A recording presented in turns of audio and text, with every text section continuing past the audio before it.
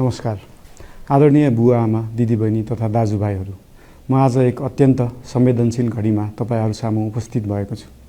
केही दिन अघि सुनसरीको देवानगञ्ज, सिराहा लगायतका स्थानमा भएको दुःखद घटना र त्यसपछि केही जिल्लाहरूमा उत्पन्न अशान्त वातावरणलाई लिएर नेपाल सरकार पूर्ण रूपमा गम्भीर र संवेदनशील छ।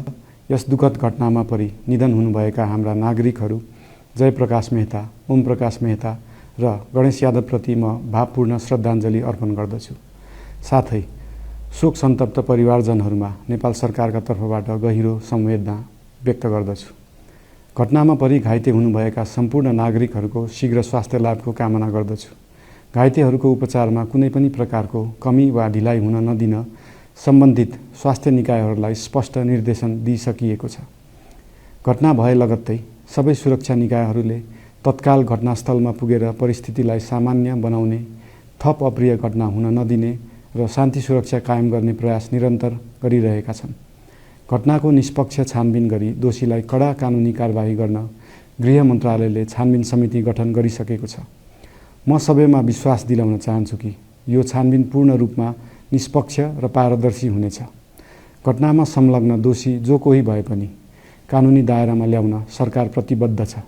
अवस्था थप नबिग्रियोस्, कुनै पनि नागरिकको जनधनको क्षति हुन नपाओस् र स्थानीय स्तरमा विश्वासको वातावरण बनोस् भन्नका लागि नेपाल सरकार निरन्तर क्रियाशील छ। परिस्थिति सामान्यीकरण गर्न केन्द्र स्तरमा सर्वदलीय बैठक आह्वान गरी गहन छलफल गरिएको छ। स्थानीय तहसम्मै जनप्रतिनिधि, नागरिक समाज, विभिन्न धार्मिक गुरुहरू, समुदायका अगुवा तथा सामाजिक व्यक्तित्वहरूसँग निरन्तर संवाद भइरहेको छ। स्थानीय स्थितिको प्रत्यक्ष अनुगमन गर्न, पीडित पक्षसँग संवाद गर्न र शान्ति सुरक्षालाई थप सुदृढ बनाउन गृहमन्त्री स्वयं सो स्थानमा पुगिसक्नु भएको छ।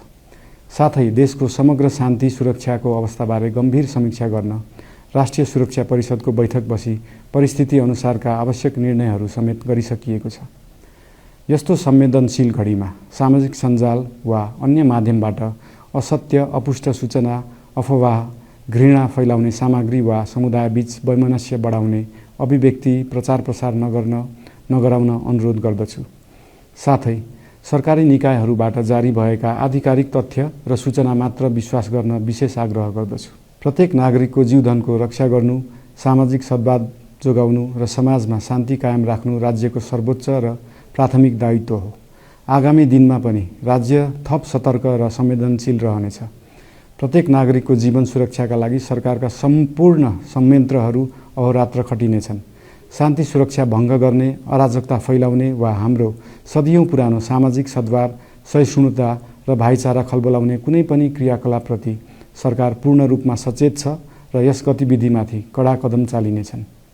नेपालको संविधानले प्रत्येक नागरिकलाई आआफ्नो धर्म, संस्कृति र परम्परा मान्ने मौलिक हक प्रदान गरेको छ। यो संवैधानिक दायित्व निर्वाह गर्न सरकार पूर्ण रूपमा प्रतिबद्ध छ। धर्म समाजलाई आपसमा जोड्ने र प्रेम बाँड्ने शक्ति हो। संसारको कुनै पनि धर्म वा संस्कृतिले हिंसा, घृणा र विभाजन सिकाउँदैन। सबै धर्मको मूल सार करुणा, दया, प्रेम र शान्ति नै हो। देशको कुनै एक स्थानमा भएको अनपेक्षित र दुःखद घटनालाई लिएर कुनै सिङ्गो समुदायलाई आरोपित गर्नु र देशका अन्य भूभागमा समेत त्यसको प्रतिशोधको आगो फैलाउनु कुनै पनि दृष्टिकोणबाट न्यायोचित वा न्यायसङ्गत हुन सक्दैन। आदरणीय बुवा आमा, दिदीबहिनी तथा दाजुभाइहरू, हाम्रो इतिहास साक्षी छ कठिनभन्दा कठिन र अप्ठ्यारो परिस्थितिमा पनि आपसी एकता, सहिष्णुता र विवेक नै हाम्रो सबैभन्दा ठूलो शक्ति बनेका छन्। हामी सबैले जिम्मेवार नागरिकको भूमिका निर्वाह गर्दै यो सुन्दर र शान्त नेपाली आकाशमा मडारिएको अशान्तिको बादल हटाउनु पर्नेछ। हम आम नागरिक समाज, धार्मिक समुदाय, सब आदरणीय अगुवा, सब राजनीतिक दल आ जिम्मेवार संचार के माध्यम सबके धैर्यता आ संयमता अपना के शान्ति, सद्भाव, भाईचारा आ राष्ट्रीय एकता कायम राख के लेल सरकार के तरफ से हार्दिक अपील कर रहल छी। धन्यवाद।